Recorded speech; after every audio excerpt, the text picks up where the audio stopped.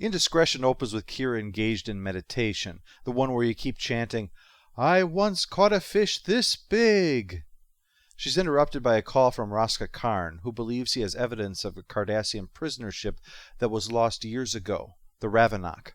Because Kira's friend was on board, she wants to investigate, and Odo's known her long enough that all he says is good luck, even though the odds of finding any survivors is nil. Oh, get a room, you two. Sisko has bad news, though. The head of the Cardassian government has heard about this and wants to send someone to join in the effort. Kira's inclined to tell him to forget it, but Sisko points out that it would be a nice overture for the new government. Indiscretion is just a few episodes into Season 4, which had picked up where the adversary left off. There had been an overthrow on Cardassia, installing a civilian government rather than the military one that they had. The Klingons were convinced that this could only have been done by changeling agents, and so planned an invasion, terminating the Klingon Federation alliance. As you can imagine, the Klingons are winning big time, but that's not terribly important at the moment. What is that the fragile civilian government needs all the help it can get, and participating in a joint operation with Bajor is a sign of change. Kira reluctantly agrees for diplomatic reasons. And besides, she's been learning that not all Cardassians are bad. It's not like they're going to send Dukat. Ah, Major Kira. I'm ready to leave whenever you are. See what happens when you cut your fish meditation short, Kira? The prophets punish you.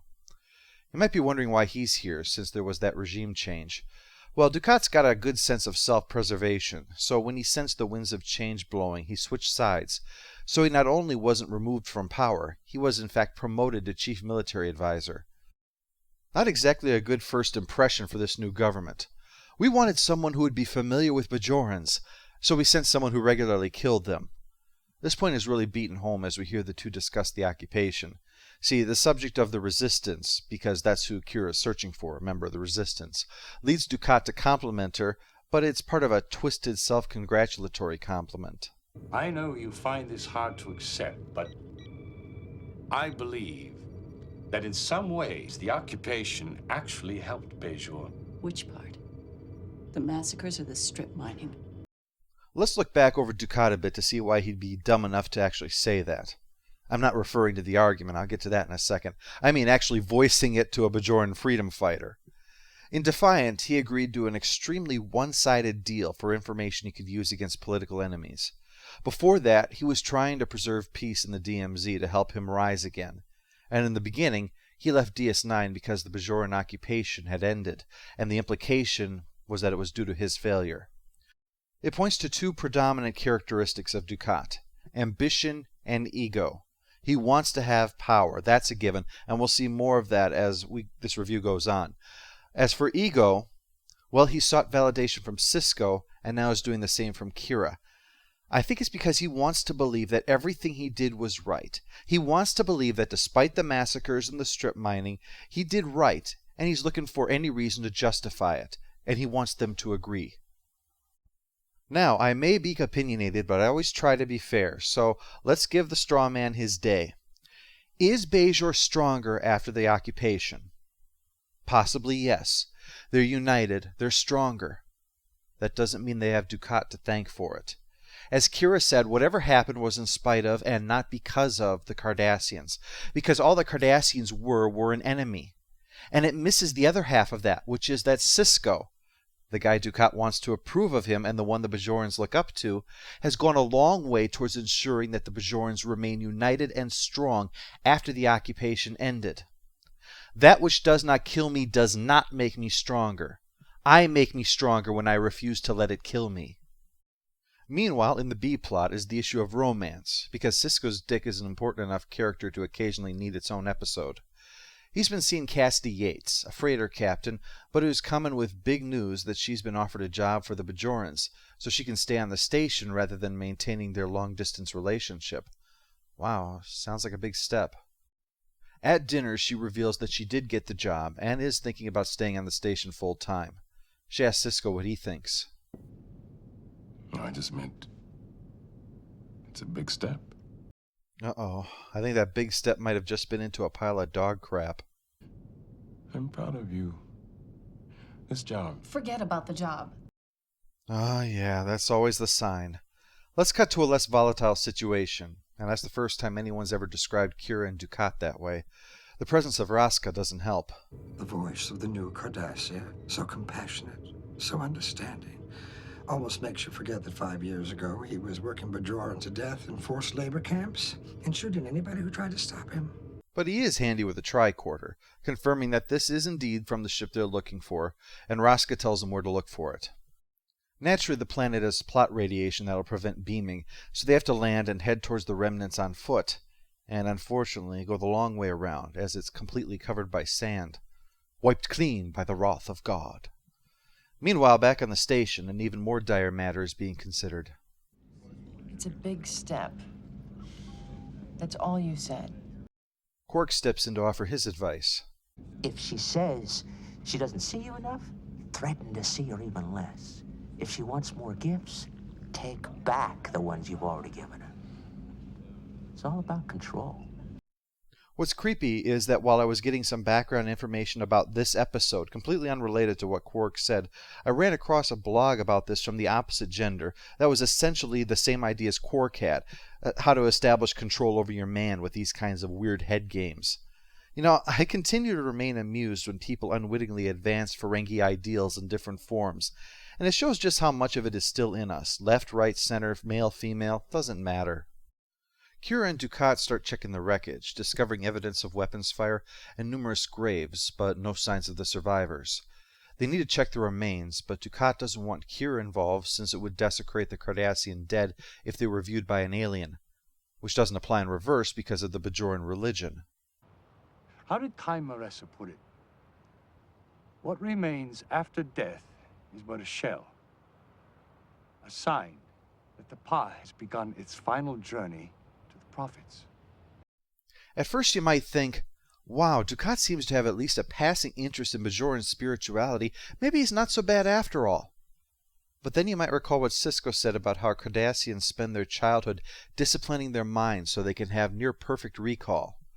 So, for instance, a man who regularly orders mass murders might at some time hear a useful proverb about the dead from the Bajoran clergy to justify how they might dispose of the hundreds of bodies.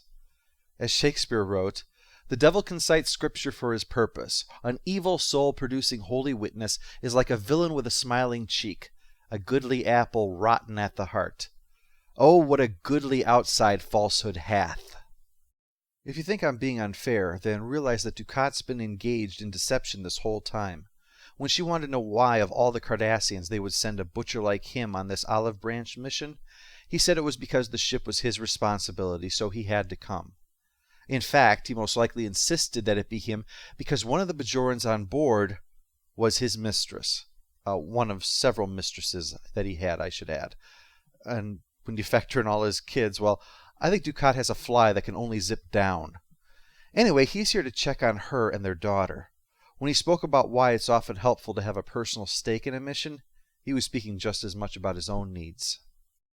There's no sign of what happened to the survivors, but it's possible that they were hauled away by the attackers for slave labor, so they tracked them using subcutaneous implants the Bajoran resistance fighters might have, because one thing you want in your undercover group is the ability to be easily tracked. They set up camp in an old cave for the night, where Dukat sits on a sand spine, forcing Kira to yank out this thing sticking out of his butt. Ow! Ouch. Yowza, you're not going to have a prick like that in your ass again until Weyoun shows up. Oh yeah, throw it where you can't see it. That's good planning. The purpose of the entire cave scene, and really the episode, is to continue to show us a side of Dukat that we haven't seen, if you know what I mean. Kira's managing to have a good laugh over this, showing that they are bonding in classic buddy movie fashion, and perhaps later they can high-five and then jump a rising drawbridge in a sports car together.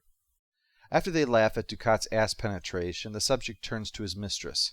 Kira reveals that she figured out that his illegitimate daughter was also on board from the manifest, and he confesses that it's true. But it's not what it seems. Dukat's not here to rescue her.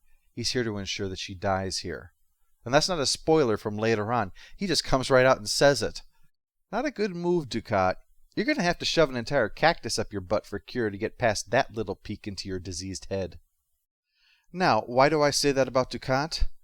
Because he believes he's doing her a favor.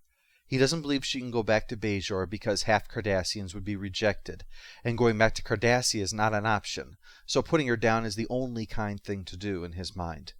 When Kira doubles back to that not an option thing, it's because it would hurt Dukat's career, and, well, obviously that's not even worth considering. Oh, just an aside, Alemo must be roasting in that costume. And worst of all, there's nowhere to sweat but inside it. They track the signal to a dilithium mine, where they are indeed working as slave labor for the Breen. Neither one wants to leave the other here alone, and going back together is not an option because, who knows, the slave labor force that's been here for 6 years might just get relocated during the hours they'd be gone, so they'll have to devise a plan together. Okay, step 1, get some Breen outfits, and that's obviously so easy we don't even need to see how that would happen. Let's just move on. It'll save us some time for Jake to talk to his dad about his love life. Kira's friend is dead, but Zial is still alive, so while a firefight breaks out, Dukat goes looking for her. He finds Zial, who's pleased up until the point he pulls a gun on her, but Dukat hesitates. He's torn between his parental instincts and his self-absorbed love of power. That's why he told Kira before, because he didn't really want to go through with this. When they had first discovered Zial in the camp, Dukat gave a visibly pained reaction. He clearly wished that she wouldn't be here so that he wouldn't have to do this. He finally decides to spare her and take her back to Cardassia, whatever might happen. We'll see how this works out next week in Return to Grace. Oh, and Cisco works out his problems with Cassidy. Yay! Post-episode follow-up. Annoying character goes to the Sandspine for being a pain in the ass. Final score for Indiscretion is 5 out of 10. It's a typical DS9 episode. I know it might seem like I'm looking for reasons to rip into Dukat, but it's actually intended to showcase the complexity of the character. Dukat isn't a standard villain. He's complicated, and so I think it's important to see how those attributes tie together, how positive aspects are simply a different aspect of the same personality. Dukat's not really changed up until now. It's simply how he presents himself and the circumstances he's in where we see what might appear to be a good guy. But make no mistake, he is at his core still a bad guy. But bad guy doesn't equal evil either. He didn't kill Zial, and she is going to help him make some changes. But, as Kira will explain to Zial next month, everyone has their reasons. That's what's so frightening. We still have a lot more to see from the guy into the fall, so don't think that this is all I have to say about him.